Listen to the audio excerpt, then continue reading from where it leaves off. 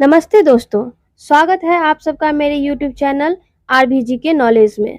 दोस्तों, आज के इस वीडियो में हम आपके लिए आईएएस इंटरव्यू में पूछे गए कुछ इम्पोर्टेंट क्वेश्चन लेके आए हैं। आप इस वीडियो को अंत तक जरूर देखें और आप हमारे चैनल पर नए हैं तो प्लीज़ चैनल को सब्सक्राइब कर लेना। चलिए बिना किसी देरी के वीडियो को शुरू करते हैं। तो एग्जामिनर ने पहला सवाल पूछा, यूपीएससी परीक्षा का क्या अर्थ है?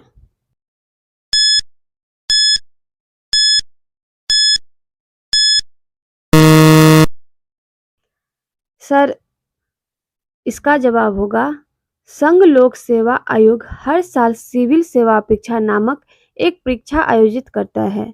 इस परीक्षा को आमतौर पर यूपीएससी परीक्षा या आईएएस परीक्षा के रूप में जाना जाता है।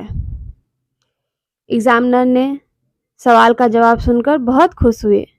तो फिर एग्जामिनर ने कैंडिडेट से दूसरा सवाल पूछा, एमपीएससी और यूपीएससी का क्या मतलब है?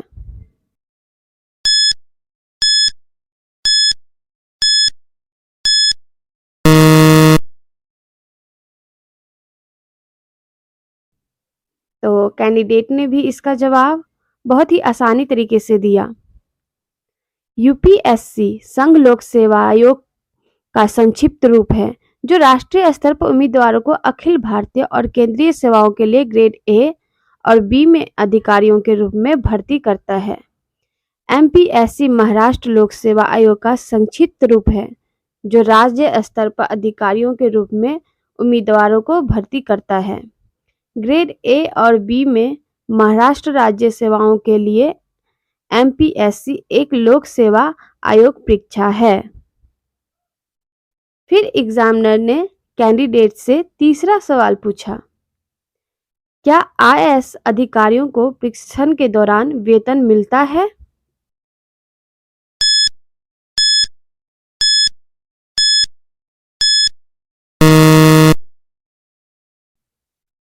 तो कैंडिडेट ने भी इसका जवाब दिया और बड़े प्यार से दिया। तो इसका जवाब होगा आईएएस अधिकारियों को विशेष वेतन अग्रिम पर 7वें सीपीसी के सिफारिशों के अनुसार प्रशिक्षण के दौरान वेतन मिलता है। एक आईएएस अधिकारी एलबीएसएनए में स्टाइपेंड के रूप में प्रति माह 45,000 रुपये का हकदार है, जिसमें से 38,500 रुपये इन हैंड कंपोनेंट है। भोजन, आवासीय सुविधाओं और परिवहन के लिए 10,000 रुपये की कटौती की जाती है। एग्जामिनर ने इसका जवाब सुनकर वो बहुत खुश हुए और खुश होने के बावजूद भी उन्होंने अगला सवाल पूछा, आईएएस का सर्वोच्च पद कौन सा है?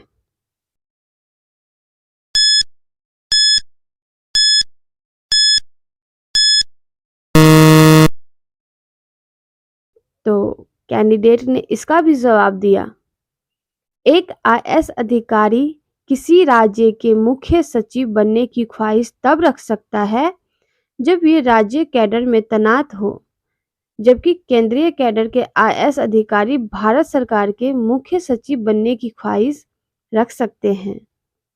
भारत सरकार के मुख्य सचिव को भी प्रदर्शन के आधार पर राज्य सरकारों के मुख्य सचिवों में से चुना जाता है। इसके बाद एग्जामिनर ने फिर अगला सवाल पूछा, हमें यूपीएससी 2024 की तैयारी कब से शुरू करनी चाहिए?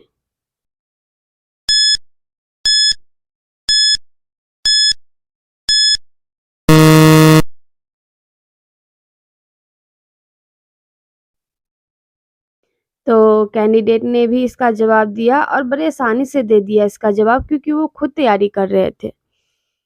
तो इसका जवाब दिया उन्होंने, यूपीएससी 2024 के उम्मीदवारों को गहन विषयों पर जाने से पहले करंट अफेयर्स और एनसीईआरटी पर ध्यान केंद्रित करना चाहिए। पिछले तैयारी स्तरों के आधार पर उम्मीदवार मॉक टेस्ट के लिए उपस्थित हो सकते हैं और यूपीएससी 2024 में सफलता प्राप्त करने के लिए क्षेत्रों की शीघ्रता से पहचान करने के लिए एक परीक्षण श्रृंखला की सदस्यता ले सकते हैं। इस सवाल का जवाब सुनकर एग्जामिनर बहुत ही ज़्यादा खुश हुए और फिर उसने अगला सवाल पूछा कि राजस्थान में कार्यरत भारतीय प्रशासनिक सेवा के अधिकारियों का चयन कौन करता है?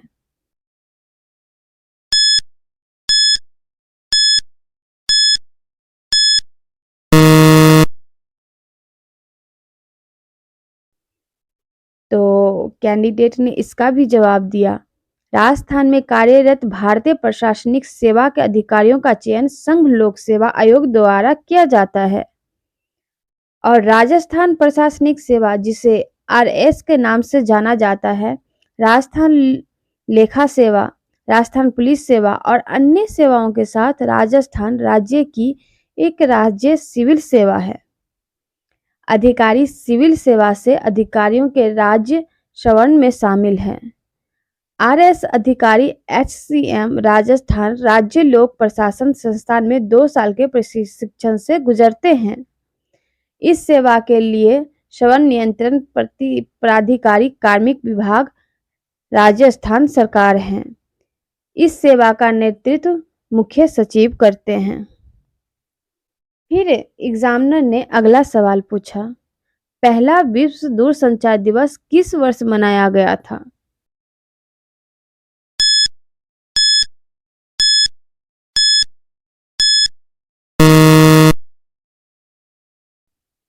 तो कैंडिडेट ने जवाब दिया 1969 विश्व दूरसंचार दिवस मनाया गया था। विश्व दूरसंचार दिवस 1969 से प्रति वर्ष 17 मई को मनाया जाता है। यह आईटीयू की स्थापना और 1865 में पहले अंतर्राष्ट्रीय टेलीग्राम कन्वेंशन पर हस्ताक्षर करने का प्रतीक है। प्लेनिपोटेंटरी कॉन्फ्रेंस ने इसे 1973 में मलागा टोरेमोलिनोस में स्थापित किया था। विश्व दूरसंचार दिवस 2022 का विषय वृद्ध व्यक्तियों और स्वस्थ उम्र बढ़ने के डिजिटल तकनीक हैं।